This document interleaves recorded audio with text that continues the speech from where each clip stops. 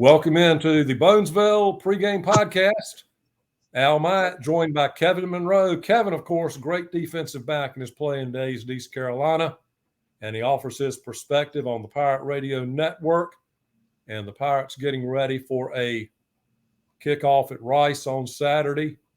And Kevin, coming off a win, we haven't talked about a win thus far on the pregame podcast this season, but 44-0 over Gardner-Webb. First shutout since blanking Duke to start the 2000 season in Durham. And so a shutout is quite an accomplishment. It doesn't come against a bad program. Gardner-Webb won the Big South Conference last year. They are football championship subdivision, but they went to Appalachian this year and scored 24 points. So no slight accomplishment for the Pirates. They had 5 takeaways, 5 of 8 recovered fumbles by the Bulldogs, and the best showing of the season by the offense. Yeah, Al, there's no doubt winning kind of cures all ailments. I've always talked about how it can become a habit to lose. You start losing and you go, here we go again, and it just continues to fester. But the same thing with winning. You start to win, and you start to believe in yourself, and you start to believe that you can win every game. And when you get behind, you never lose faith, and you start to win. So to come out and have a showing like this, just a complete, dismantling of Gardner-Webb was good for the program, good for the players, especially because they have so many new players from last year that maybe weren't a part of the 8-win season. And now they're starting to see what all the hard work is about, what all the practice is about, and why it matters to listen to the coaches and get lined up correctly. I saw a complete difference in the offense, defense, and special teams. Defense, you come up with turnovers, you win football games. And, the Pirates did have one turnover themselves, a fumble on an extra effort play there by Patterson trying to stretch the ball out on a catch. But the conditions were terrible, and they proved that they could maintain the football and then take it away from the Owls. And the Owls put the ball on the ground 8 times, as you mentioned. The Pirates recovered 5 of them. And that doesn't even include the 2 times they went for it on 4th down, and they did not get, which essentially ends up being 2 more turnovers. So really 7 times they were out there and turned the ball right back over to the Pirates. And most of those times they were in good field position. So, it's easy to win football games when you get the ball 7 times to your offense in good situations. I think Alex Flynn is getting better each time he starts. Only 1 turnover for the offense, but no turnovers for Alex, specifically after throwing 3 picks in the previous game. And so that's a definite improvement. The defensive line and linebackers got back to where they were in prior weeks with their run defense. Gave up a lot of yards to App State. Was much better against this Gardner-Webb team. Now, in the 4th quarter, Gardner-Webb brought in their freshman quarterback who pretty much only ran the ball. He had some success kind of running the ball. But in terms of just handing the ball off to the running backs, that wasn't something that was very successful for Gardner-Webb. Pass defense was pretty good as well. They, basically knocked the first-string quarterback out of the game. He didn't they took him out and went with the backup there late in the second half because they couldn't get anything going. So just very impressed with the overall effort. There weren't as many drops in this ball game. Receivers were catching passes when they were throwing. The running backs got going. We got to see some good things out of the young backs. All in all, it's a good, really good effort by the Pirates, even though it's an FCS opponent. As you said, this is the same FCS opponent that scored 24 on App State, so they can score the football, and the Pirates were able to shut them out. Well, Kevin, case in point, as far as new players to the program, UNC transfer Kamaro Edmonds had 2 rushing touchdowns, and defensively allowed just 107 yards, did the Pirates, and that's the fewest since the Marshall game in 1978. That's kind of crazy. I mean, as we're up there, we're just, we're looking at the game and thinking, man, they're really not having success doing anything, whether it be pass or run. When you continue to turn the football over, that's going to happen. And so, to have the defense step up in the way that it did, to make plays, constantly getting off the field, never giving up even a point or even letting them get really in field goal range for the most part. Their field position was pretty poor most of the ball game. It was just a really, really impressive show, and the guys tackled well. As you talked about conditions, it's raining, a little bit chilly, a little bit windy, and they were still able to get people on the ground, get upfield, and get in the backfield, put pressure on the quarterback, cover receivers. The worst time to be a defensive back is when it's windy and rainy, because you don't know where you're going, you don't know where the receiver's going, and it's hard to get traction on that grass. And so, just an impressive showing for that defense altogether. You mentioned Edmonds. It was good to see Edmonds and Bond kind of getting carries. Roger Harris can't do it all by himself, and so to have those young guys come in, the UNC transfer and Bond come in and take some of the load off and to score touchdowns was awesome. It's great for the running back room. It's great for the Pirate offense, and it was good for the fans to see as well. Kevin, did you experience any rainy conditions like that during your career? Oh, absolutely. We experienced it all. I just, over 5 years of playing football in East Carolina, I can just remember, tons of games, not tons, but, several games that were either really, really cold and maybe snowing, or really, really rainy, or bad field conditions. You play in it all over your career. And so, the game that comes to mind was we played at Virginia Tech, I want to say in '96. And it was just bone chilling cold. And we went into the locker room during pregame to kind of, we went out to warm up and we went into the locker room before the actual game started. And we came back out and it was a blizzard. I mean, it was snowing sideways. And it was just, I think Jim Druckenmiller was the quarterback for the Virginia Tech at that time. And, it was just an awful, awful deal. I was only playing special teams, so I was standing there crowded around the heater the entire game until it was my turn to run out there for kickoff and punt. I'm trying to think of a rain game. I can't remember one, but I know that we definitely played in a few of those. Well, I remember a rain game, and I'm not sure if you were in the program at that time, but Scott Harley had a tremendous game in Charlotte against NC State. And 96. I remember a game in Greenville against Syracuse. And there again, I'm not sure if that was part of your career or not, but East Carolina beat the Orange in Greenville, and it was a pretty rainy day. David Garrard was playing, I believe. Yeah, so 96 in Charlotte against NC State, I was playing in that game. That was actually the same year, I think, of the Virginia Tech game I just mentioned. And so, I was redshirt freshman, so I was playing mostly special teams. I did get in late in that game at corner because we were up so big on NC State. And I remember Alvis Whitted was one of the receivers for State, and I was a freshman. And he had it's 1996, that was an Olympic year, and he had just gone to the Olympic trials and beat Carl Lewis in the 100. Obviously, that was later in Carl Lewis's career. But he was, all we heard about was how fast he was. I remember playing like 12 yards off of him at corner just to make sure he didn't run past me. But, that was a rainy game. And then the Syracuse game, that was after my time. I think that might have been 2001. I did not play in that game. Okay. Well, Kevin, excellent win over Gardner-Webb. And like you said earlier, a win can kind of transform a team, especially East Carolina going into American Athletic Conference play now at Rice on Saturday. And this is a Rice team that has beat Houston this year. So they've got an outstanding quarterback, JT Daniels. The Houston Chronicle reporting early Wednesday that it looked like he was going to be available after a leg injury at South Florida last week. And he threw for over 400 yards before he went out in the fourth quarter. His backup, A.J. Padgett, more mobile, perhaps more of a challenge for a defense in terms of applying pressure. But fresh start. It's the start of American Athletic Conference play this season. Yeah, I mean, conference play is what it's all about. Obviously, the non-conference will kind of set you up for conference play, and you want to do well in the non-conference for a number of reasons. One, for confidence. One, to kind of show who you are amongst the nation's greats. If you play teams like Michigan and other big-name teams in non-conference. But it gets you ready for the conference game, and your goal every year is to win the conference. So this is their first stab at it. JT Daniels has played everywhere. He's kind of groomed as a quarterback since a young man. He's good at the position.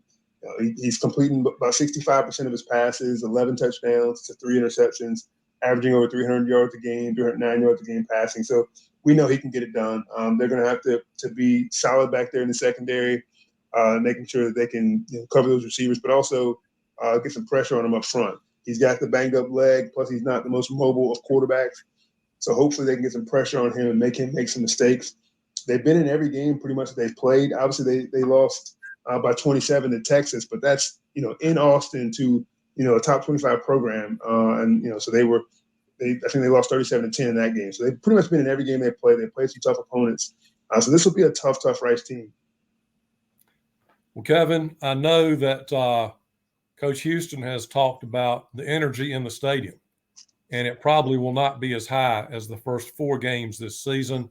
It's a huge stadium. They played the Super Bowl there back years ago, back in the 1970s, I believe.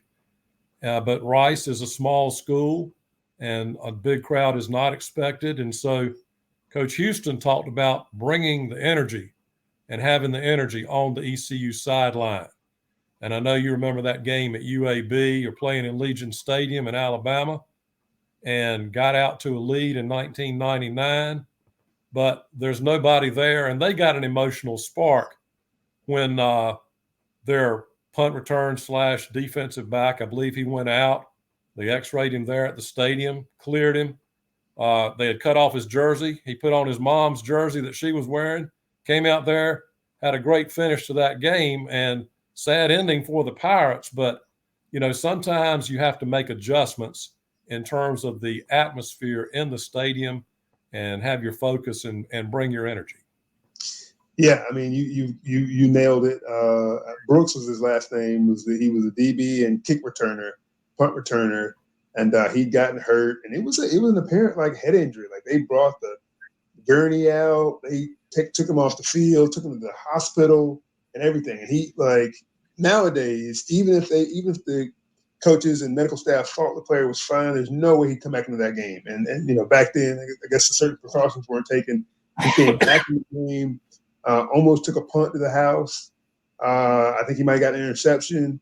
He was just playing lights out, there was nothing wrong with him, and kind of led them to that victory. That's that game and the Southern Miss game that season were probably my 2 worst losses as a Pirate, just because we finished 9-2 regular season, and those 2 losses were 2 games we should have won. We were leading in both games. I think that Southern Miss game we were up 17 in the first half and found a way to lose that game. And so we did not win the conference that year because of those 2 losses, and it kind of hurt our chances to play in a bigger bowl game. Obviously, we lost the bowl game anyway to TCU and LaDainian Tomlinson, who nobody knew who that was until later that year. But man, you brought back some memories, and you play in a field like that, like Legion Field, where they're used to having 80,000-90,000 fans there when Auburn and Alabama play, and it's East Carolina UAB, and there might have been 2,000 fans there.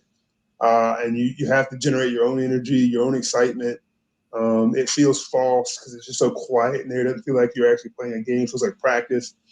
And that's hard to do. So you come out of, playing in a hostile environment at Michigan. You play, home versus Marshall, and you got a good crowd. Gardner-Webb at home, you got a pretty good crowd, even though it's raining. Tons of this family weekend. You got tons of students there and their families. It's loud. And into this atmosphere. And App State, obviously. App State was the biggest crowd they've ever had, 50,000 fans or 40,000 fans, whatever the number was. And that was loud. And so now you go to this game at Rice, and it won't be that same excitement. It won't be that same energy. But you have to focus on what you learned at practice, what you guys have gone over, and get yourself ready to play and not worry about the crowd, and just be ready to go. Kevin, the running backs, a lot of running backs. Marlon Gunn Jr. a little dinged up last week, and Green a little dinged up. But we mentioned Kamaro Edmonds. Rajee Harris looks like, he's getting back to his old self. And probably the best game by both quarterbacks coming into the Rice game. And Mason Garcia kind of evaluate his performance against Gardner-Webb. Well, I like them having Mason almost a package for Mason, right? You bring him in for specific things. And I think I referenced this a week ago where it was kind of like I watched that Swamp Kings documentary on Netflix about the early 2000s Florida Gators teams. And Chris Leak was the starting quarterback for the Gators, and they had a freshman named Tim Tebow. And so Leak would go out there and he'd be the quarterback in between the 20s, or he'd be the quarterback on first, second down. And then when it was third and short or fourth and short or on the goal line, they'd bring in Tim Tebow because he was a big, strong, fast, bruising runner.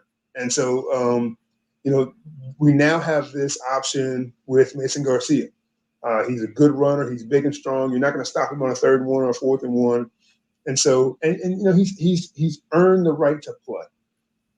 It's unfortunate that he's, maybe not to where they thought he would be in his preparation to play in games and be the full-time starter.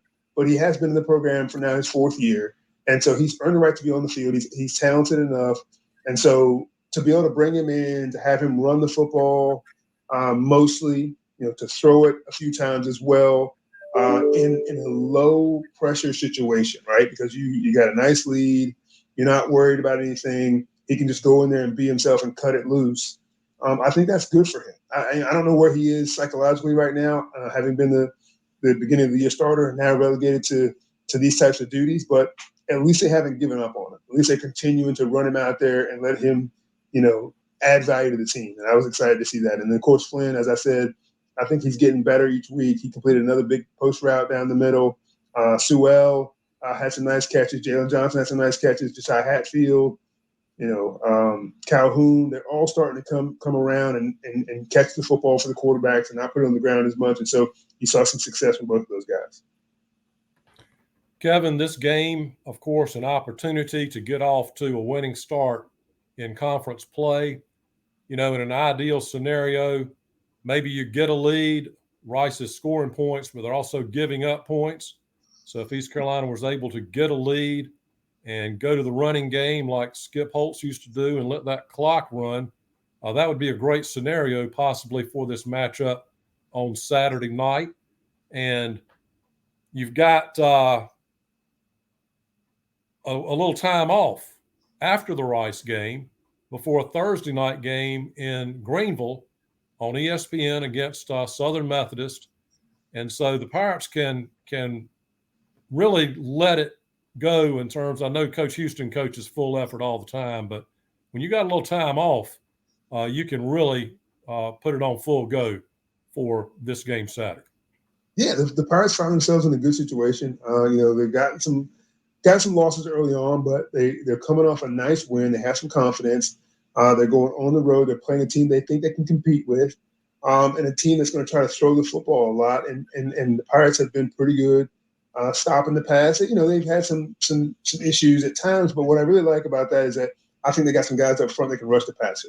And Danka played more this past week. Number 7 there, kind of at his linebacker spot. He's 6'6". He's athletic.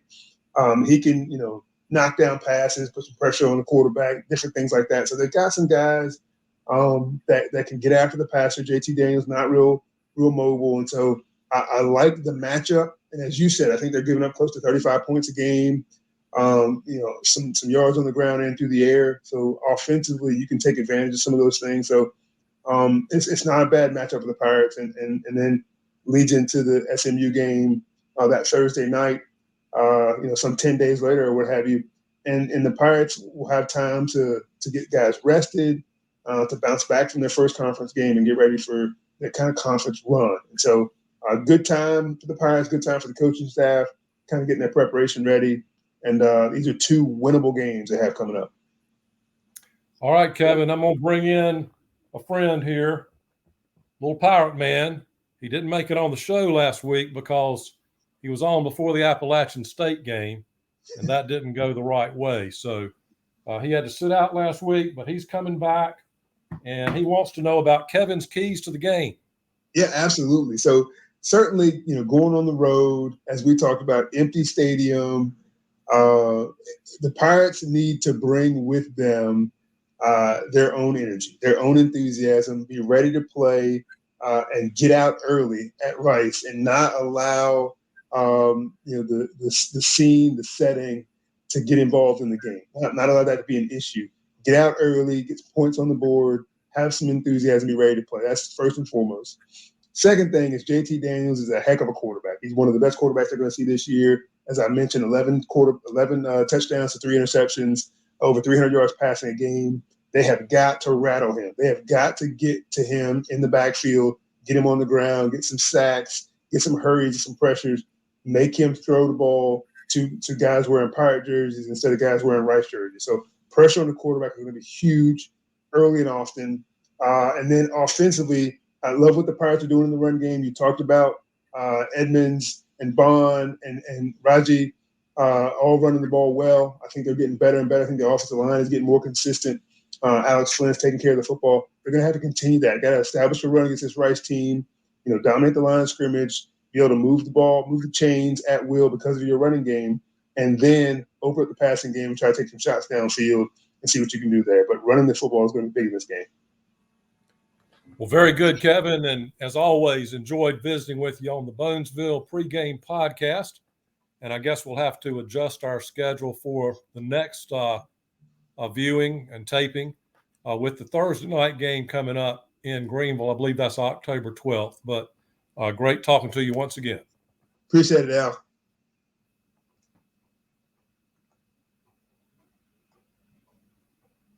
All right, recording stopped.